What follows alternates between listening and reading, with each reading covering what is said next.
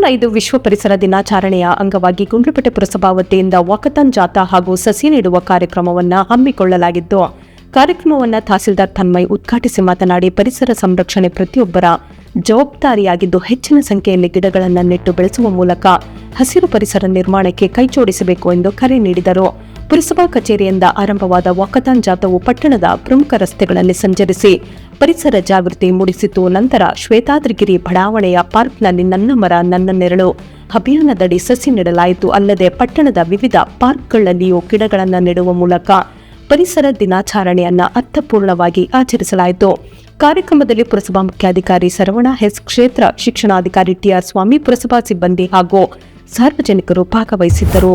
ವಿಶ್ವ ಪರಿಸರ ದಿನಾಚರಣೆಯ ಅಂಗವಾಗಿ ತೆರಕಣಾಂಬಿಯ ಮೊರಾರ್ಜಿ ದೇಸಾಯಿ ವಸತಿ ಶಾಲೆಯಲ್ಲಿ 100 ಸಸಿಗಳನ್ನು ನೆಡುವ ಕಾರ್ಯಕ್ರಮವನ್ನು ಹಮ್ಮಿಕೊಳ್ಳಲಾಗಿದ್ದು, ಕಾರ್ಯಕ್ರಮದ ಅಧ್ಯಕ್ಷತೆಯನ್ನು ಶಾಲೆಯ ಪ್ರಾಂಶುಪಾಲರಾದ ಮಹಾದೇವ್ ಪ್ರಸಾದ್ ವಹಿಸಿದ್ದರು. ಮುಖ್ಯ ಅತಿಥಿಗಳಾಗಿ ಅಂತಾರಾಷ್ಟ್ರೀಯ ವನ್ಯಜೀವಿ ಛಾಯಾಗ್ರಾಹಕರಾದ ಆರ್.ಕೆ. ಮಧು ಭಾಗವಹಿಸಿ ವಿದ್ಯಾರ್ಥಿಗಳಿಗೆ ಪರಿಸರ ಸಂರಕ್ಷಣೆ, ಅರಣ್ಯ ಸಂಪತ್ತಿನ ಮಹತ್ವ ಹಾಗೂ ವನ್ಯಜೀವಿ ರಕ್ಷಣೆಯ ಕುರಿತು ಮಾಹಿತಿ ನೀಡಿದರು. ಕಾರ್ಯಕ್ರಮದಲ್ಲಿ ಶಾಲಾ ಆವರಣದಲ್ಲಿ ವಿವಿಧ ಜಾತಿಯ ಸಸಿಗಳನ್ನು ನೆಡಲಾಗಿದ್ದು, ಪರಿಸರ ಸಂರಕ್ಷಣೆಯ ಕುರಿತು ವಿದ್ಯಾರ್ಥಿಗಳಲ್ಲಿ ಜಾಗೃತಿ ಮೂಡಿಸಲಾಯಿತು. ಹಸಿರು ಪರಿಸರ ನಿರ್ಮಾಣದಲ್ಲಿ ಪ್ರತಿಯೊಬ್ಬರ ಪಾತ್ರ ಮಹತ್ವದಾಗಿದೆ ಎಂದು ಕರೆ ನೀಡಿದರು. ಈ ಸಂದರ್ಭದಲ್ಲಿ ಶಾಲೆಯ ಎಲ್ಲ ಶಿಕ್ಷಕರಿಂದ ಹಾಗೂ ವಿದ್ಯಾರ್ಥಿಗಳು ಸಸಿ ನೆಡುವ ಕಾರ್ಯದಲ್ಲಿ ಸಕ್ರಿಯವಾಗಿ ಭಾಗವಹಿಸಿ ಕಾರ್ಯಕ್ರಮವು ಪರಿಸರದ ಮಹತ್ವವನ್ನು ವಿದ್ಯಾರ್ಥಿಗಳಿಗೆ ಮನವರಿಕೆ ಮಾಡುವುದರೊಂದಿಗೆ ಹಸಿರು ಭವಿಷ್ಯದತ್ತ ಒಂದು ಮಹತ್ವದ ಹೆಜ್ಜೆಯಾಗಿ ಪರಿಣಮಿಸಿತು. ವಿಶ್ವ ಪರಿಸರ ದಿನಾಚರಣೆಯ ಅಂಗವಾಗಿ ಪಟ್ಟಣದ ಧಾನ್ಯ ವಾರ್ಡ್ನ ಹಿಮವದ್ ಗೋಪಾಲಸ್ವಾಮಿ ಬಡಾವಣೆಯ ಪಾರ್ಕ್ನಲ್ಲಿ ಸ್ವಚ್ಛತಾ ಕಾರ್ಯವನ್ನು ಹಮ್ಮಿಕೊಳ್ಳಲಾಗಿತ್ತು. ಈ ಸ್ವಚ್ಛತಾ ಕಾರ್ಯಕ್ಕೆ ಸಹಕಾರ ನೀಡಿದ ಡಾ ನಾರಾಯಣ್ ಹಾಗೂ ಅವರ ಕುಟುಂಬದ ಸದಸ್ಯರಿಗೆ ಬಡಾವಣೆಯ ನಿವಾಸಿಗಳು ಕೃತಜ್ಞತೆ ಸಲ್ಲಿಸಿ ಪರಿಸರ ಸಂರಕ್ಷಣೆ ಹಾಗೂ ಸ್ವಚ್ಛತೆಯ ಕುರಿತು ಜಾಗೃತಿ ಮೂಡಿಸುವ ಉದ್ದೇಶದಿಂದ ಕಾರ್ಯಕ್ರಮವನ್ನು ಆಯೋಜಿಸಲಾಗಿದೆ ಎಂದರು. ನಮ್ಮ ಮನೆ ನಮ್ಮ ಬೀದಿ ಎಂಬ ಘೋಷವಾಕ್ಯದಡಿ ನಡೆದ ಸ್ವಚ್ಛತಾ ಕಾರ್ಯದಲ್ಲಿ ಎಚ್.ಎಸ್. ಮಾದೇಶ್, ಕೆ.ಎಸ್. ಶಿವಕುಮಾರ್, ರಮೇಶ್ ಕುಮಾರ್, ಉಮೇಶ್ ಹಾಗೂ ಗುರುರಾಜು ಸ್ವಯಂ ಪ್ರೇರಿತರಾಗಿ ಭಾಗವಹಿಸಿ ಬೀದಿಗಳನ್ನು ಸ್ವಚ್ಛಗೊಳಿಸಿದರು. ಇದೇ ವೇಳೆ ಬಡಾವಣೆಯ ನಿವಾಸಿಗಳು ಹಾಗೂ ನಿವೇಶನ ಮಾಲೀಕರಾದ ಬಜರಂಗ ಸಿಂಗ್, ಮಣಿಕಂಠ, ಚನ್ನಬಸಪ್ಪ, ಶಿವು ಮತ್ತು ಸ್ವಾಮಿ ಸೇರಿದಂತೆ ಹಲವರು ಸ್ವಚ್ಛತಾ ಕಾರ್ಯದಲ್ಲಿ ಸಕ್ರಿಯವಾಗಿ ಪಾಲ್ಗೊಂಡು ವಿಶ್ವ ಪರಿಸರ ದಿನಾಚರಣೆ ಅಂಗವಾಗಿ ನಡೆದ ಈ ಕಾರ್ಯಕ್ರಮದಲ್ಲಿ ಭಾಗವಹಿಸಿದ ಎಲ್ಲ ನಿವಾಸಿಗಳಿಗೆ ಶುಭಾಶಯಗಳನ್ನು ತಿಳಿಸಲಾಯಿತು. ಪರಿಸರ ಸಂರಕ್ಷಣೆ ಮತ್ತು ಸ್ವಚ್ಛತೆ ಪ್ರತಿಯೊಬ್ಬರ ಜವಾಬ್ದಾರಿಯಾಗಿದ್ದು, ಇಂತಹ ಕಾರ್ಯಕ್ರಮಗಳು ಸಮಾಜದಲ್ಲಿ ಉತ್ತಮ ಸಂದೇಶವನ್ನು ಸಾರುತ್ತವೆ ಎಂಬ ಅಭಿಪ್ರಾಯ ಸಾರ್ವಜನಿಕ ವಲಯದಲ್ಲಿ ವ್ಯಕ್ತವಾಯಿತು. ಎಲ್ಲ ಶುಭ ಸಮಾರಂಭಗಳಿಗೆ ಶುದ್ಧ ಹಾಗೂ ಸುರಕ್ಷಿತ ಬಿಸ್ಲರಿ ಕುಡಿಯುವ ನೀರು ರಿಯಾಯಿತಿ ದರದಲ್ಲಿ ಲಭ್ಯ. ಹಿಂದೆ ಸಂಪರ್ಕಿಸಿ. ವಿಶ್ವ ಪರಿಸರ ದಿನಾಚರಣೆಯ ಅಂಗವಾಗಿ ಸರ್ಕಾರಿ ವಾಲ್ಮೀಕಿ ಆದಿವಾಸಿ ಬುಡಕಟ್ಟು ವಸತಿ ಶಾಲೆ ಮದ್ದೂರು ಕಾಲೋನಿಯಲ್ಲಿ ವಿಶೇಷ ಕಾರ್ಯಕ್ರಮಗಳನ್ನು ಹಮ್ಮಿಕೊಳ್ಳುವ ಮೂಲಕ ಪರಿಸರ ದಿನವನ್ನು ಅರ್ಥಪೂರ್ಣವಾಗಿ ಆಚರಿಸಲಾಯಿತು. ಈ ಸಂದರ್ಭದಲ್ಲಿ ನನ್ನದೊಂದು ಗಿಡ ಎಂಬ ವಿನೂತನ ಅಭಿಯಾನಕ್ಕೆ ಚಾಲನೆ ನೀಡಲಾಯಿತು. ಕಾರ್ಯಕ್ರಮದ ಅಂಗವಾಗಿ ಶಾಲೆಯ ಪ್ರತಿಯೊಬ್ಬ ವಿದ್ಯಾರ್ಥಿಯು ಒಂದೊಂದು ಗಿಡವನ್ನು ನೆಟ್ಟು ಅದರ ಆರೈಕೆ ಹಾಗೂ ಸಂರಕ್ಷಣೆಯ ಜವಾಬ್ದಾರಿಯನ್ನು ಸ್ವತಃ ವಹಿಸಿಕೊಂಡರು. ಕಾರ್ಯಕ್ರಮದಲ್ಲಿ ಮಾತನಾಡಿದ ಶಿಕ್ಷಕರು, ಪರಿಸರ ಸಂರಕ್ಷಣೆ ಇಂದಿನ ಅಗತ್ಯವಾಗಿದ್ದು, ವಿದ್ಯಾರ್ಥಿಗಳಲ್ಲಿ ಪ್ರಕೃತಿ ಪ್ರೇಮ ಮತ್ತು ಪರಿಸರದ ಬಗ್ಗೆ ಕಾಳಜಿಯನ್ನು ಬೆಳೆಸುವ ಉದ್ದೇಶದಿಂದ ಈ ಕಾರ್ಯಕ್ರಮವನ್ನು ಆಯೋಜಿಸಲಾಗಿದೆ ಎಂದರು.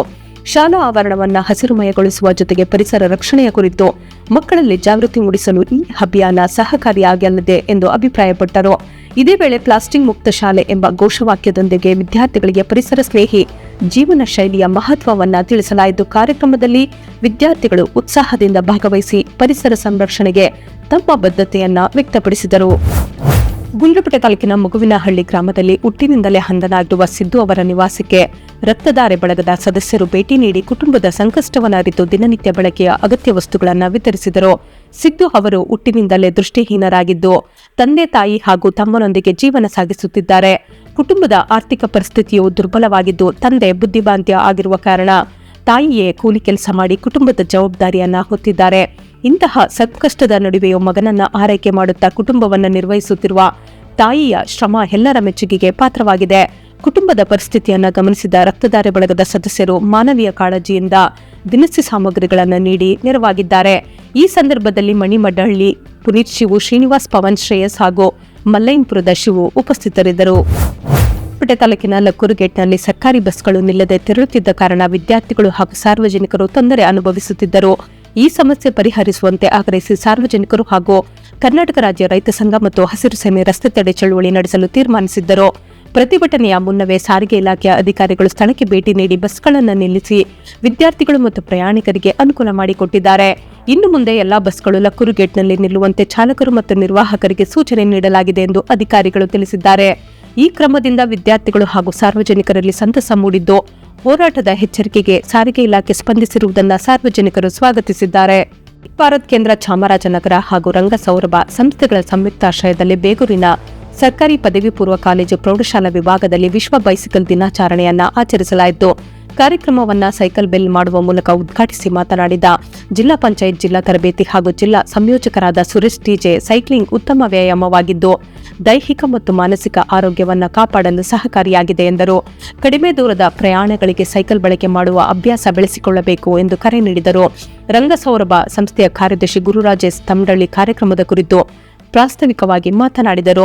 ಜಿಲ್ಲಾ ಅಥ್ಲೆಟಿಕ್ ಅಸೋಸಿಯೇಷನ್ ಅಧ್ಯಕ್ಷ ಎಲ್ ಸುರೇಶ್ ಹಾಗೂ ಕಿತ್ತೂರು ರಾಣಿ ಚೆನ್ನಮ್ಮ ವಸತಿ ಶಾಲೆಯ ನಿಲಯ ಪಾಲಕ ಮಂಜುನಾಥ್ ಹೆಚ್ಎನ್ ಸೈಕಲ್ ಬಳಕೆಯ ಮಹತ್ವದ ಕುರಿತು ವಿದ್ಯಾರ್ಥಿಗಳಿಗೆ ಮಾಹಿತಿ ನೀಡಿದರು.